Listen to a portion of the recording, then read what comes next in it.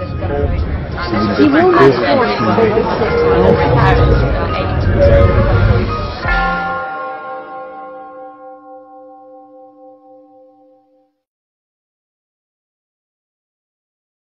I'm a classicist, and one of the things I like looking at is the relationship between the ancient and the modern world, to think about the extent to which the ancient world influences the modern world and the different ways in which aspects of contemporary society let us go and understand the ancient things. So today what I want to present to you is a little bit of that, but also just basically one of the Platonic texts that we've still got and its relationship with love. Think about understanding material, which continues to pose problems for us all the way through. Let's see if this works. Great, so we've all heard the term Platonic love, and on a day like today, it's possibly not one that most people want to receive in those unsigned cards. So I looked it up in the OED. What does it say it means? Of love, affection or friendship, intimate and affectionate, but not sexual. Spiritual rather than physical, now usually with a lowercase initial. The lowercase initial perhaps suggesting is lost something of the Plato with a capital P, lost something of the personalisation.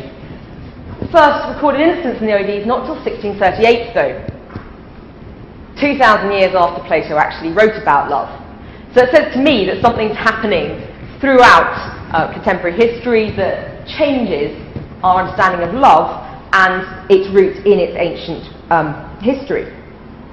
It carries on through some rather nice modern versions though, particularly the Huxley, if you want to have a look at that.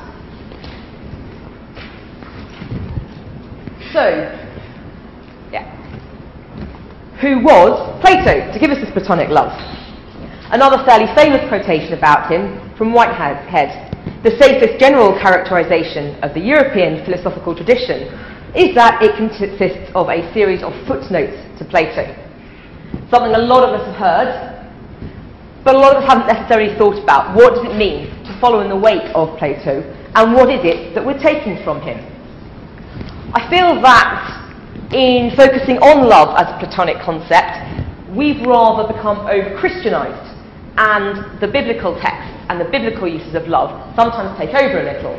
And what we get are people like C.S. Lewis in 1960 writing a book called The Four Loves, drawing on Plato and on a whole history of terms for love based in the Greek language.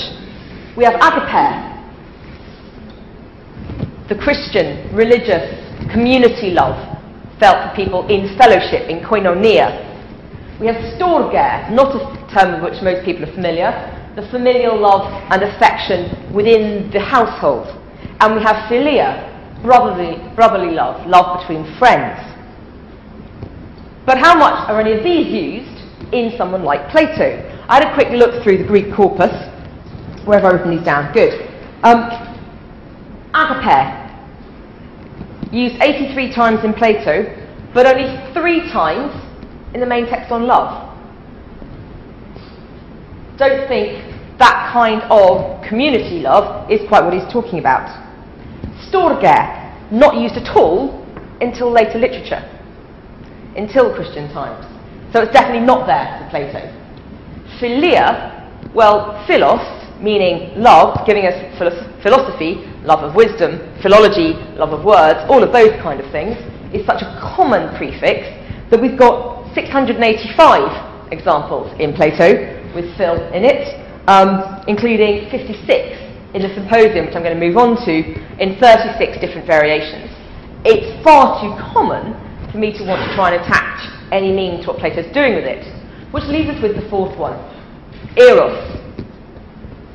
We obviously get our term erotic love from it. Again, going to the OED, Freudian psychology, the urge towards self-preservation and sexual pleasure. It's distinguished from things like agape as being specifically physical, specifically sexual, and specifically psychoanalyzed quite often. And this is where Plato, I think, does become much more important in understanding Greek concepts of love. There are 382 uses of anything to do with eros in Plato, 100 of which are the name itself, and 74 of those 100 uses are in the one work, the Symposium. So it's eros, not agape, not storge, not philia, that's important to the symposium. So what is a symposium? Well, a symposium itself is a male-only drinking party where people gather to eat, drink, play games, discuss things, and possibly end up with groups of flute girls, dancing girls, and the like coming in to entertain them. Plato's text in particular deals with an evening post-drama.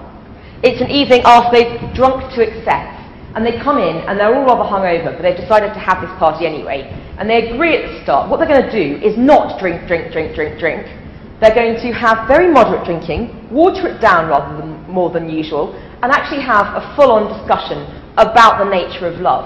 They've decided they're going to eulogize love, and they're going to give us some fantastic stuff about it. But the whole thing degenerates quite quickly. The symposium's introduced to us by someone called Apollodorus. Someone in the street says, "Apollodorus, tell me, what happened at that famous dinner?" And Apollodorus says, "I don't know, I wasn't there. But my friend was, and he told me about it." So Apollodorus' friend, Aristodemus, told him about the dinner. But Aristodemus didn't speak at the dinner. All he did was listen to everyone else and memorise or summarise their speeches. So most of the dinner is about people making speeches about love.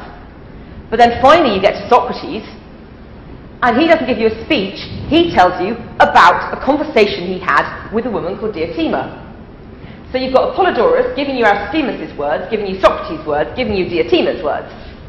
At which point you stop thinking Plato's actually trying to convince you of anything at all, other than process. There's something more going on here than any kind of truth value.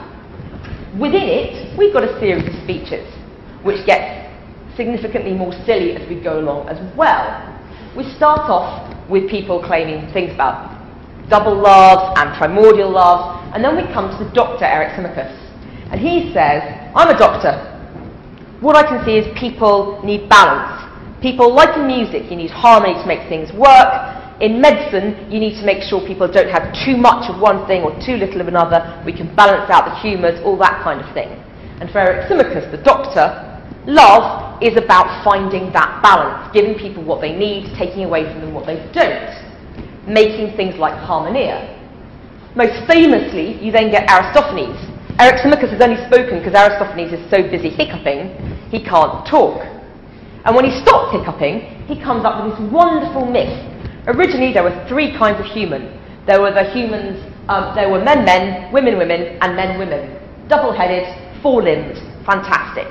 Got too big for their boots, stopped giving Zeus what was his due. So Zeus got cross, split them down the middle, told Apollo to turn their heads round so they could see the split, i.e. the tummy button, and people spend the rest of their lives looking for their other half.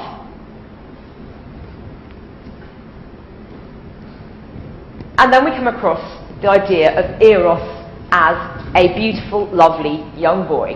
Agathon comes in. Agathon, in whose honour this party is being thrown, all in the aftermath of Agathon winning the tragic contest, the gorgeous boy.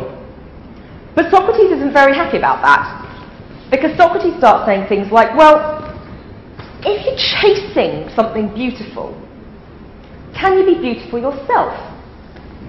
Does it make any sense to chase what you've already got? Or are you only ever going to be looking for something you don't have? Therefore, there's absolutely no way Eros can be nice. And actually, Eros is the summation of what is lacking. Eros is ghastly. Eros is horrible. Eros is old, seeking youth. Eros is the son of poverty and plenty, lacking in everything, but willing to find resources. This is Dementor. I started playing around with some of the ideas. If you're constantly lacking something, are you going to remove it from whoever you seek it in? Or are you only going to contribute back again? Where in Plato's model does this work? Because it sometimes feels like it's going to be a very top-down model. And I think, thankfully, I've come to the conclusion that there is room, if you look at Eryximachus, for that balance to be restored without destruction to whatever's supplying it, etc. But what you do get is this overarching sense of lack. For Eryximachus, there's a lack of harmony. For Aristophanes, you're lacking your other half. For Socrates, we're lacking a full understanding of autof tokalon, the beautiful itself, which he later comes to discuss as truth and goodness itself. So all the way through, he's talked about things in a slightly comical fashion with this ridiculous overarching narrative framework. He's had the silliness in there, he's had the hiccups, he's had all kinds of things happening. And I think that the symposium is as much a text about how to learn as it is about what love is. He teaches us through lecture. Eric Symmachus just comes and tells us. He teaches us through myth, through what Aristophanes tells us. He teaches us through narrative, through Apollodorus giving us what's happening at the dinner. He teaches us through Elenchus, through questioning, Socrates pulling out of Agathon why Eros can't be that gorgeous boy. And he teaches us through dialogue, Socrates and Diotima discussing what they feel really is going on with love. We get all kinds of phrases from Plato. The best one, I think, straight from Plato is love conquers everything, which is there in Agathon. Love is a many splendid thing. Well, not according to Plato, it's not, because then it wouldn't be seeking many splendid things. Love lifts us up where we belong. Well, maybe that is it. It's about yearning, it's about searching, it's about going upwards and seeking the best we can be for ourselves. I will always love you. Well, if love is partly a yearning, then as human beings we are always going to be yearning, and that is always going to be an act of love. These kind of modern things do have some kind of role in understanding Plato.